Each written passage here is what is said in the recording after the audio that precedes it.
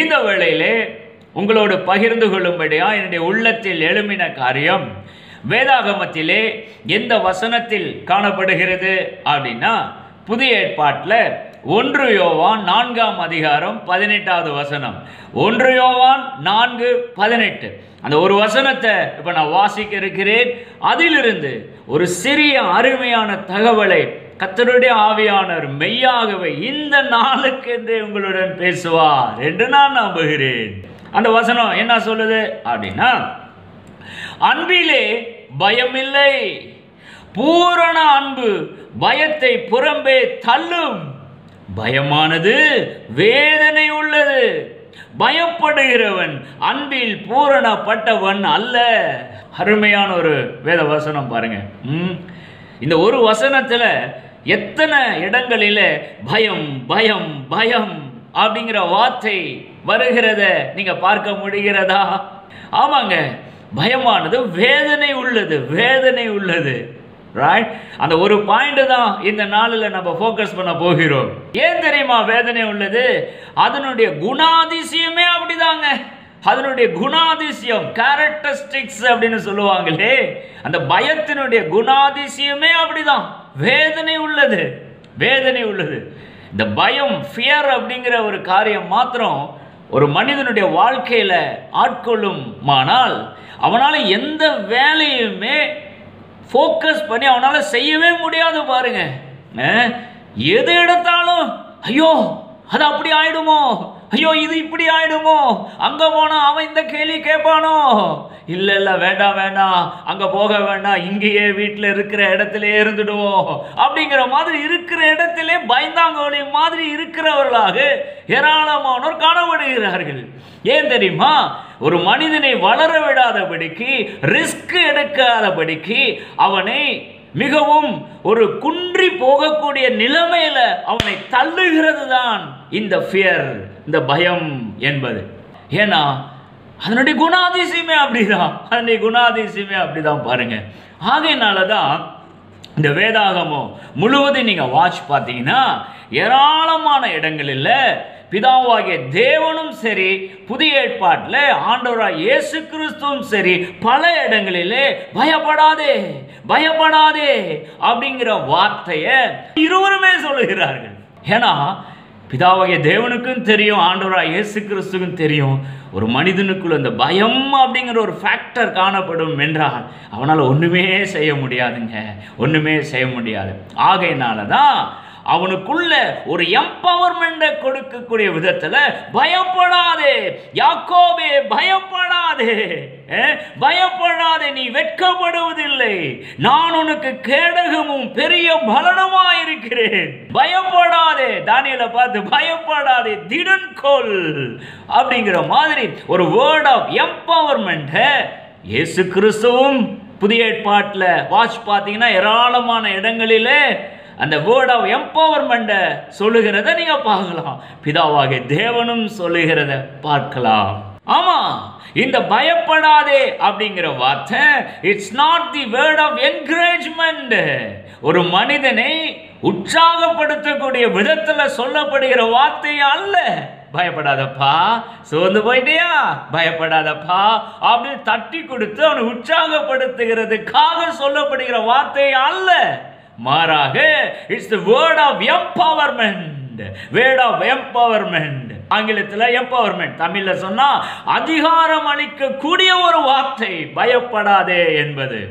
ஆதியாகமத்திலிருந்து கடைசி வரைக்கும் நீங்க வாட்ச் பார்த்தீங்கன்னா எங்கெங்கெல்லாம் கர்த்தர் பயப்படாதே பயப்படாதேன்னு சொல்லுகிறாரோ அந்த இடங்களிலெல்லாம் வாசிச்சு பார்த்தீங்கன்னா அந்த குறிப்பிட்ட தேவ தாசர்களுக்கு தேவையான எம்பவர்மெண்ட், அதிகாரத்தை கொடுக்கிறாரு கர்த்தர். அந்த அதிகாரத்தை எம்பவர்மெண்ட் கொடுக்கக்கூடிய முகாந்தரமாக அந்த தேவதாசனை பார்த்து கர்த்தர் சொல்லுகிற வார்த்தை பயப்படாதே பயப்படாதே என்பது. ஈவன் தானியேல் புத்தகத்தை நீங்க வாட்ச் பாருங்களேன், பலமுறை வாட்சிருப்பீங்க. தானியேல் 3ஆம் அதிகாரத்தை வாட்சிங்கன்னா சாத்ராக், மேசாக், ஆபத்நேகோ அப்படிங்கிற அந்த 3 வாலிபர்களை எரிகிற அக்னி ஜுவாலையில போடுறாங்க இல்லையா? கொஞ்சம் கூட பயம் இல்லைங்க, கொஞ்சம் கூட பயமே இல்லை. போடையா, நீ போட்டாலும் சரி போடலினாலும் சரி, நாங்கள் ஆராதிக்கிற தேவன் எங்களை விடுவிக்க வல்லவராய் இருக்கிறார் அப்படின்னு அந்த 3 வாலிபர்களும் சொன்னாங்கல்ல. வாசிச்சு பாருங்க தானியேல் 3ஆம் அதிகாரத்தில். எப்படி அவரால் அப்படி சொல்ல முடிந்தது? அதுதான் சொல்றேன், எம்பவர்மெண்ட். அவங்களுக்குள்ள ஒரு எம்பவர்மெண்ட் இருக்குது. கர்த்தர் விடுவிக்காமல் போனாலும் நீ தீயில போடுறையோ இல்லையோ, நீ போட்டாலும் சரி போலினாலும் சரி, நாங்கள் ஆராதிக்கிற தேவன் எங்களை தப்புவிக்க வல்லவர் அப்படிங்கிற அந்த ஒரு சமாச்சாரம் இருக்குது இல்லையா? அதுதான் word of empowerment. Word of empowerment ஒரு அதிகாரம்.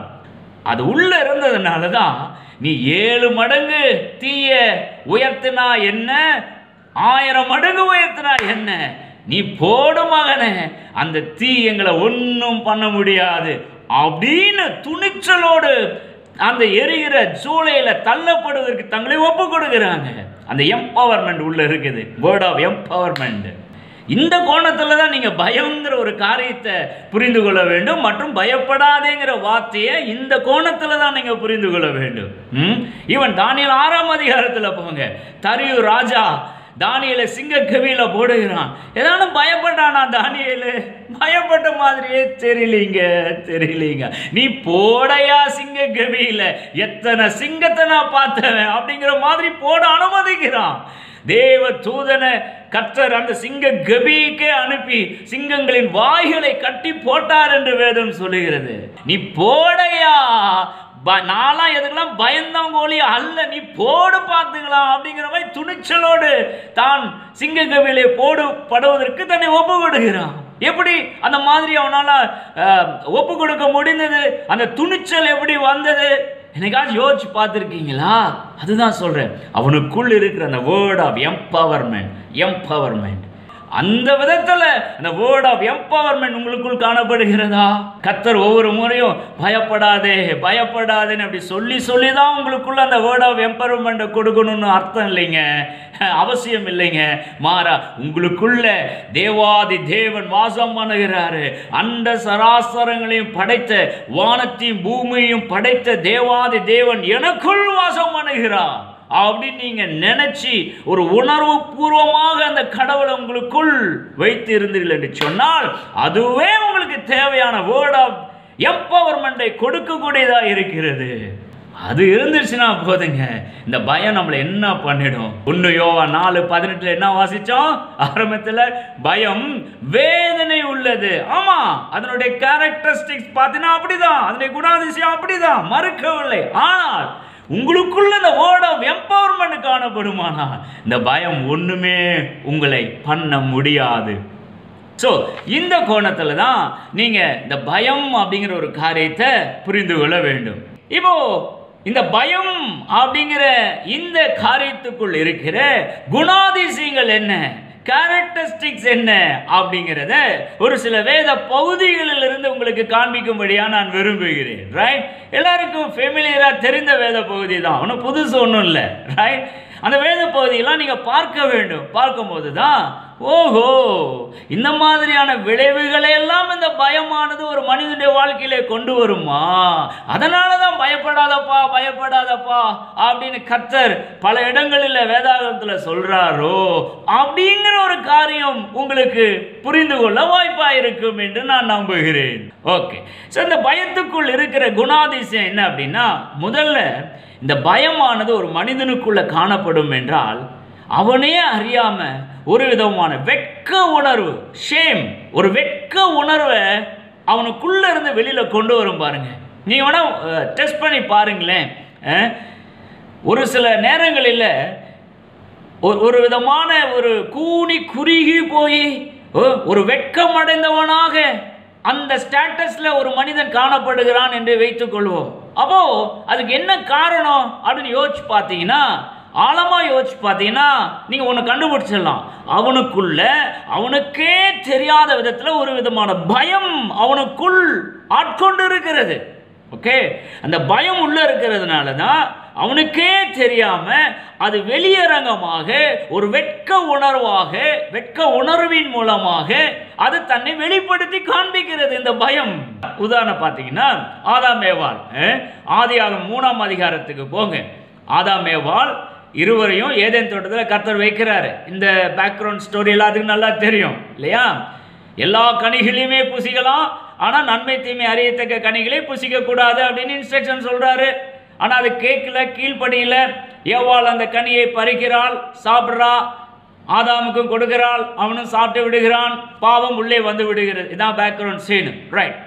இந்த பழத்தை சாப்பிட்றதுக்கு முன்னால வரைக்கும் அந்த ஏதேன் தோட்டத்தில் ஆதாமும் ஏவாள் இருவரும் பிதாவாகிய தேவனோடு உலாவினார்கள். அந்த ஏதேன் தோட்டத்தில் பிதாவாகிய தேவன் வருவார், சாயங்கால நேரத்தில் அப்படியே வரும்போது ஆதாமோடும் ஏவாளோடும் உலாவுவார் தோட்டத்தில். ரொம்ப அருமையான ஜாலியான ஒரு வாழ்க்கையை அவங்க வாழ்ந்து கொண்டு இருந்தார்கள். ஆனால் இந்த கீழ்ப்படியாமையினால, பழத்தை சாப்பிட்டதுனால என்ன ஆச்சு? ஆதியாகமம் 3ஆம் அதிகாரத்தை வாட்ச் பார்த்தீங்கன்னா, அந்த நொடி பொழுதுல பழத்தை சாப்பிட்ட உடனே ஏதோ ஒரு சமாச்சாரம் அவங்களுக்குள்ள நடைபெறுகிறது பாருங்க.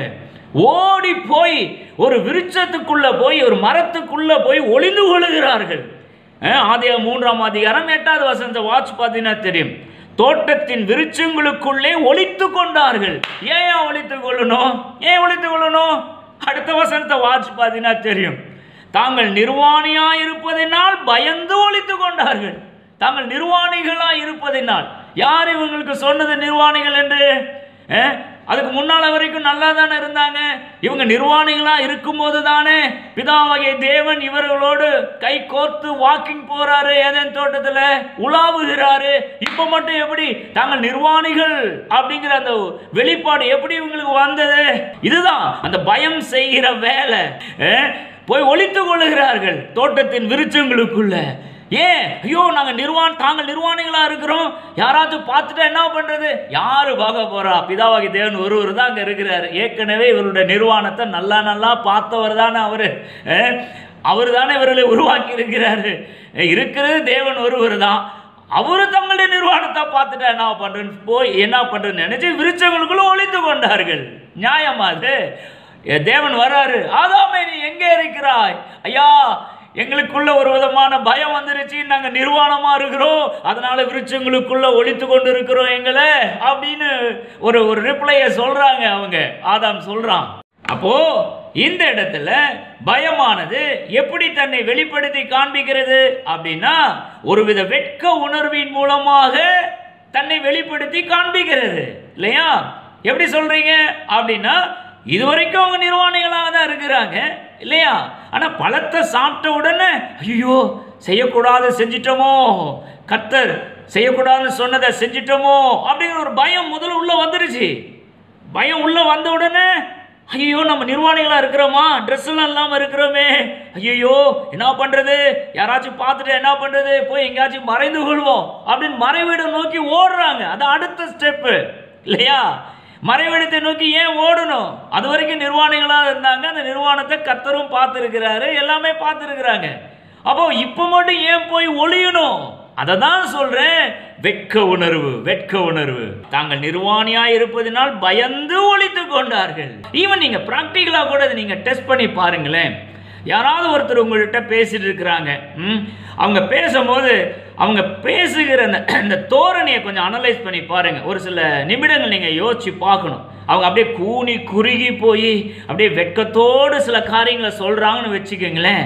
அப்போ நீங்க கண்டுபிடிச்சிடலாம், ஓஹோ இவருக்குள்ள ஒரு வித பயம் இருக்குது, அந்த பயத்தின் நிமித்தம் தான் இப்படி கூனி குறுகி போய் ஒரு மாதிரி வெட்கத்தோடு நம்மளோட பேசுறாரு அப்படின்னு உங்களால கண்டுபிடிச்சிடலாம். ஏன்னா இது போல இந்த பயத்துக்குள்ள ஏராளமான கேரக்டரிஸ்டிக்ஸ் இருக்குது. பயம்னா ஒரு சாதாரணமா இடம் போடுறாதீங்க, இதுக்குள்ள ஏராளமான குணாதிசயங்கள் இருக்குது. அதுதான் நான் காண்பிக்கும்படியாக முயற்சி செய்கிறேன். ரெண்டாவது குணாதிசயம் என்ன அப்படின்னா, இந்த பயம் ஒரு மனிதனுக்குள்ள காணப்படும் என்றால் அவன் பேசுகிற வார்த்தையை வச்சே நீங்க கண்டுபிடிச்சிடலாம் உள்ளுக்குள்ள பயம் இருக்குதா இல்லையான்னு.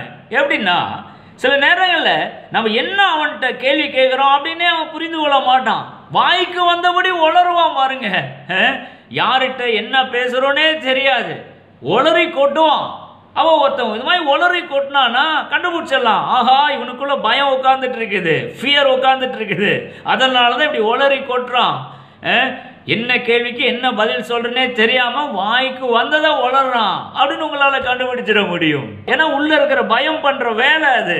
ஸோ இதற்கு ஏதுவான ஒரு வேத பகுதியை எதை காண்பிச்சா நல்லா இருக்கும்னு நான் நினைக்கிறேன் அப்படின்னா, ஆதியாகமம் 47ஆம் அதிகாரம்.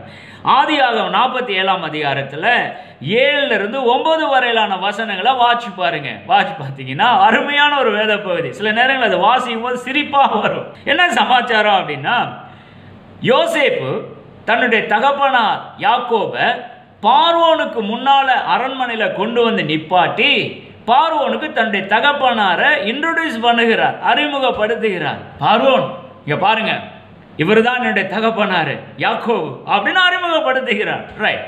அப்போ அறிமுகப்படுத்தும் போது நார்மலா ஒரு புதிய ஆளை பார்க்கும்போது நாம என்ன கேட்போம்? ஐயா உங்களுடைய வயசு என்னையா அப்படிதானே கேட்போம். அது மாதிரி தான் பார்வோன்னு கேட்கிறான். பார்த்தா வயசான தாத்தா மாதிரி இருக்காராட்டு யாக்கோபு. அதனால பார்வோன் என்ன கேட்கிறான்?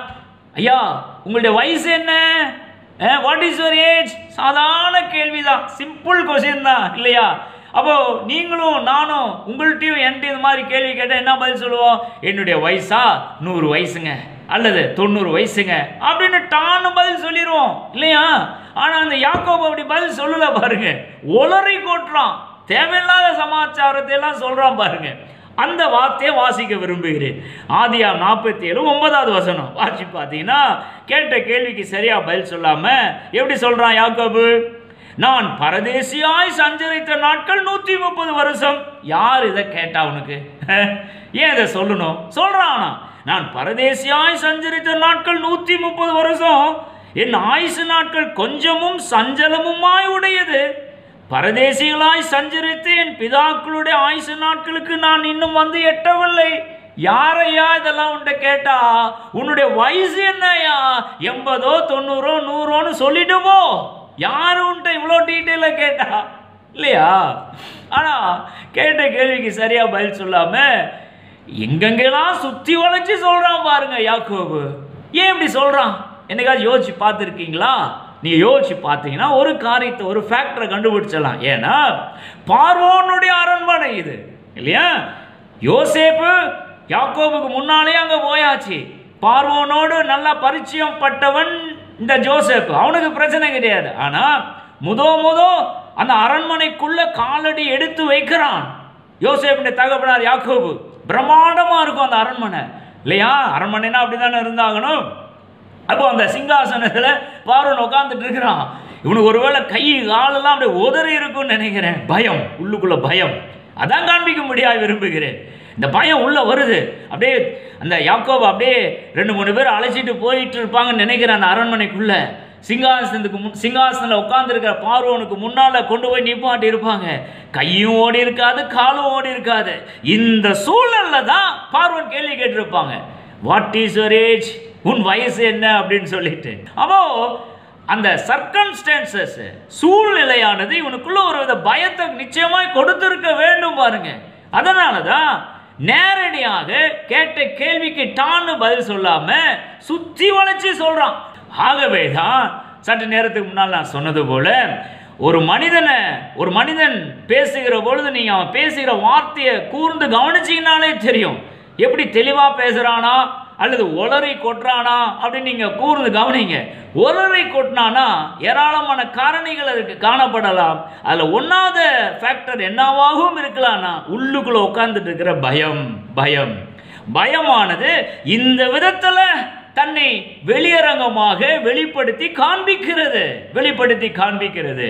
சில நேரங்களில் சில இன்டர்வியூலாம் சில மாணவர்கள் அட்டன் பண்ணும்போது இந்த உள்ள இருக்கிற பயமே கேட்ட கேள்விக்கு சரியா பதில் சொல்லாதபடிக்கு ஒளரை கொட்டுருவாங்க. இன்டர்வியூ ஃபெயில் ஆயிடும் பாருங்க. பிரமாதமான ஜாப் இருக்கும், அந்த ஜாபே கிடைக்காம போகிறதுக்கும் வாய்ப்பாய் அமைந்து விடும். உள்ள இருக்கிற பயம். ஈவன் நிறைய புஸ்தகங்கள்லாம் நீங்கள் வாட்சி பார்த்தீங்கன்னா தெரியும், இந்த பயத்திலிருந்து எப்படி நம்ம விடுதலை அடைய முடியும், பயத்திலிருந்து எப்படி வெளியில் வர்றது அப்படிலாம் ஏராளமான டிப்ஸ் எல்லாம் சில புஸ்தகத்தில் சொல்லியிருக்குது பாருங்க. நீங்கள் படித்து பார்த்தீங்கன்னா தெரியும். ஏன்னா அந்த பயமானது நம்மளை உண்டோ இல்லையோன்னு ஆக்கிடுங்க. அதுதாங்க ஒரு வேதனைக்குரிய காரியம். ரைட். மூன்றாவது காரியம் என்ன அப்படின்னா, சில நேரங்களில் ஐயோ இது அப்படி நடந்துருமோ, அது அப்படி நடந்துருமோ அப்படின்னு பயந்து பயந்து நடுங்கிட்டு இருக்கும்போது சில நேரங்களில் அன்பார்ச்சுனேட்டாக நம்ம பயந்தபடியே காரியங்கள் நடந்து விடவும் வாய்ப்பு இருக்குது. அதை நீங்கள் தெரிந்து கொள்ளணும். ஏன்னா அந்த பயம் அப்படி அந்த வேலையை பார்த்துடும் பாருங்க. எவ்வளோ பரிதபிக்கக்கூடிய ஒரு சமாச்சாரம். ரொம்ப சீரியஸாக யோசிச்சு பார்க்கணும். அநேகருடைய வாழ்க்கையில் அப்படி நடந்திருக்கிறத நான் கண்கூட பார்த்துருக்கிறேன் பாருங்க. ஐயோ இப்படி நடந்துட்டா என்ன பண்ணுறது அப்படி நடந்துட்டா என்ன பண்ணுறது யோசிச்சிட்டே இருப்பாங்க. ஒரு ஃபைன் மார்னிங் பார்த்தீங்கன்னா பயந்தபடியே நடந்துடும் பாருங்க. அது எப்படி நடக்குதுன்னு தெரியல, அது அப்படிதான் நடந்து விடுகிறது. ஏன்னா உள்ளுக்குள்ள இருக்கிற பயம் பண்ற வேலை அது. இது பயத்தினுடைய ஒரு குணாதிசயங்கள ஒன்று. உள்ள பயம் இருந்தால் சில நேரங்கள் பயந்தபடியே காரியம் நடந்துடும் பாருங்க. பெஸ்ட் எக்ஸாம்பிள் எதை காண்பிக்கலாம்னா யோபு புஸ்தகம். பழைய ஏற்பாட்டில் யோபுன்னு ஒரு புஸ்தகம் இருக்கு இல்லையா, அதில் நீங்கள் வாட்ச் பாருங்க. யோபு 3ஆம் அதிகாரம் 25வது வசனத்தை வாசிச்சு பார்த்தீங்கன்னா யோபு சொல்றான், நான் பயந்த காரியம் எனக்கு நேரிட்டது, நான் அஞ்சினது எனக்கு வந்தது அப்படிங்கிறான். அந்தோ பரிதாபம். நீங்க யோபு 1ஆம் அதிகாரம் 2ஆம் அதிகாரத்தெல்லாம் வாட்ச் பார்த்தீங்கன்னா தெரியும். இவனுக்கு 7 குமாரர்கள். பலமுறை வாசிச்சிருப்பீங்க, நானே சொல்லி கொடுத்துருக்கிறேன். இவனுக்கு 7 குமாரர்கள் 3 குமார்த்திகள். ஒரே நாளில் எல்லாரும் அவுட்டு. இவனுக்கு உண்டான சொத்து பத்து எல்லாம் அவுட்டு ஒரே நாளில். ஏன்னா இவன் பயந்து நடுங்கிறான். ஐயோ தன்னுடைய பிள்ளைகள் தப்புதண்டா பண்ணியிருப்பாங்களோ. ஏன்னா அவங்களை அடிக்கடி ஒன்னா கூடி பார்ட்டி கண்டக்ட் பண்ணுவாங்க, செலிப்ரேட் பண்ணுவாங்க, என்ஜாய் பார்ட்டி. திராட்சை ரசம்லாம் குடிச்சிட்டு பயங்கரமாக என்ஜாய் பண்ணுவாங்க. யோபு 1ஆம் அதிகாரத்தில் நீங்கள் பார்க்கலாம். ரைட். அப்போ இந்த தகப்பன் யோபுடைய மனதில் ஐயோ இந்த மாதிரி என்ஜாய் பார்ட்டியில் நம்முடைய பிள்ளைகள் பார்ட்டிசிபேட் பண்ணிட்டு இருக்கிற நேரத்தில் கடவுளுக்கு விரோதமாக ஏதாவது தப்பு தண்டா பண்ணிட்டா என்ன பண்ணுறது அப்படின்னு பழியிடுவான். ஒவ்வொரு முறையும் பார்ட்டி முடிஞ்ச உடனே, அந்த உபச்சாரம் விருந்தளிப்புலாம் முடிஞ்ச உடனே கடவுளுக்கு முன்னாலே இவங்க தப்பு தண்டா பண்ணியிருந்தா நடா பண்ணுறதுன்னு சொல்லிட்டு பழியிடுவான் இந்த தகப்பனார் யோபு. அப்போ ஒருவித பயத்துக்குள்ளேயே இந்த தகப்பனார் யோபு வாழ்ந்து கொண்டு இருப்பான். ஐயோ அப்படி தப்பு பண்ணியிருப்பாங்களா, இப்படி தப்பு நடந்திருக்குமா, ஐயோ இப்படி நடந்திருந்தா கர்த்தருடைய பார்வையில் ரொம்ப மோசமாக இருக்குமே, பழி செலுத்திடுவோம், நம்ம பழி செலுத்திடுவோம், தப்பு பண்ணியிருக்காங்களோ இல்லையோ பழியை செலுத்திடுவோம் அப்படின்னு சொல்லி பழி செலுத்திடுவோம். அப்போ ஒரு நாள் என்ன நடக்கும் அப்படின்னா, தான் என்னென்னலாம் நினைச்சு பயந்து நடுங்கி செத்து கொண்டு இருந்தாலும் அதே மாதிரி சம்பவம் எல்லாம் இந்த வாழ்க்கையில் நடந்து விடுதுங்க. இது எங்க போய் சொல்றது பாருங்க. நீங்க வாட்ச் பாருங்க. யோபு 1, 2, 3 ஆகிய அதிகாரங்களாம் வாட்ச் பார்த்தீங்கன்னா தெரியும். கடவுள் அவனை சுற்றிலும் வேலி அடைத்து இருப்பார். ஏன்னா இந்த யோபு தேவனுடைய பிள்ளை, உத்தமமா இருக்கிற ஒரு மனிதன், கடவுளுக்கு முன்னாலும் பயந்து நடுங்கி வாழ்கிற ஒரு மனிதன். அவனை சுற்றிலும் ஒரு வேலி அடைத்து இருப்பாரு.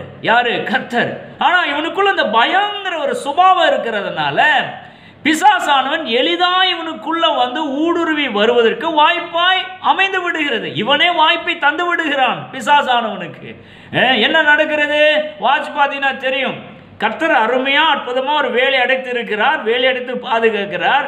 ஆனா இவனுக்குள்ள இருக்கிற பய உணர்வானது அந்த வேலி ஆட்டோமேட்டிக்கா அவனை விட்டு விலகுறதுக்கு இவனே வழிவாய்ப்பை ஏற்படுத்தி கொடுத்து விடுகிறான்.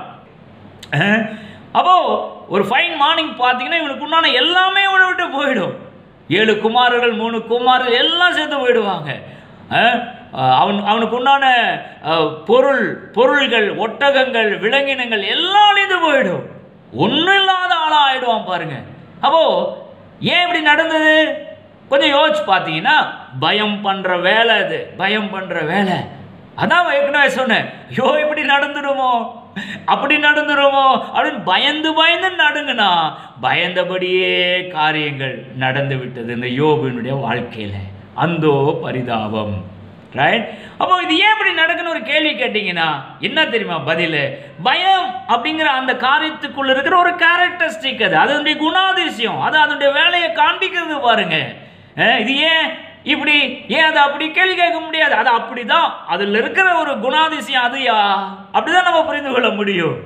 பயந்தோம்னா பயந்தபடியே காரியங்கள் நம்முடைய வாழ்க்கையில வந்து பழித்துவிட ஏராளமான வாய்ப்புகள் இருக்கிறது என்பதனை நீங்க தெரிந்து கொள்ள வேண்டும். இப்போ 3 காரியத்தை நான் காண்பித்திருக்கிறேன் நினைக்கிறேன். ஆதியாகமம் 3ஆம் அதிகாரத்துல உள்ள பயம் இருந்தா வெளியில ஒரு மாதிரி வெட்க உணர்வின் மூலமாய் தன்னை வெளிப்படுத்தி காண்பிக்கும். 1. 2வது, உள்ள பயம் இருந்தா அநேக நேரங்களில் வாயின் வார்த்தைகள் தெளிவா இல்லாதபடி உளறலான வார்த்தைகள் மூலமாய் தன்னை வெளிப்படுத்தி காண்பிக்கும். 3வது, உள்ள பயம் இருந்தா அநேக நேரங்களில் அந்த பயந்தபடியே காரியங்கள் நடைபெறுகிறது மூலம் பயமானது தன்னை வெளிப்படுத்தி காண்பிக்கும் அப்படின்னு இந்த 3 காரியங்களை நான் உங்களுக்கு சொல்லியிருக்கிறேன். ஆகவே உங்களை பார்த்து நான் இப்ப சொல்லுகிறேன், பயப்படாதே பயப்படாதே அப்படின்னு கர்த்தர் எங்கெங்கெல்லாம் சொல்லியிருக்கிறாரோ அந்த வார்த்தைகள் எல்லாம் இனி நீங்க வாசிக்கும் போது கர்த்தர் உங்களுக்கு கொடுக்கிற எம்பவர்மெண்ட் வேர்டாக நீங்க அதை எடுத்துக்கொள்ளுங்கள். Not the encouragement word but empowerment word. அதிகாரம் அளிக்கக்கூடிய ஒரு வார்த்தையா இந்த வார்த்தையை நீங்க வேதாகமத்தில் பாருங்க. அப்பதான் சாத்ராக், மேசாக், ஆபேத்நேகோவை போல, தானியேலை போல அந்த வேர்ட் ஆஃப் எம்பவர்மெண்ட் உடையவர்களாக காணப்படும் போதுதான் நடக்கிறது நடக்கட்டும்டா, என்ன நடந்தால் என்ன, எனக்குள் அந்த வேர்ட் ஆஃப் எம்பவர்மெண்ட் கொடுக்கிற கர்த்தர் இருக்கிறாரு, நான் எல்லாத்தையும் தூக்கி சாப்பிட்டு விடுவேன் அப்படின்னு ஒரு தைரியம் உங்களுக்குள் பிறக்க வாய்ப்பா இருக்கும். ஆகவே பயம் அப்படின்னாலே அதுக்குள்ள இருக்கிற ஒரு குணாதிசயம், கேரக்டரிஸ்டிக்ஸ் அதுதான். அதனால தான் அந்த வேதனையை கொடுக்கிறது. ஆகையினால தான் இந்த இடத்துல 1 யோவான் 4:18 பயம் வேதனை உள்ளது அப்படின்னு சொல்லப்பட்டிருக்குது. கர்த்தர் இந்த வார்த்தையை ஆசீர்வதிப்பாராக. ஆமென், ஆமென். Praise the Lord. ஆமென்.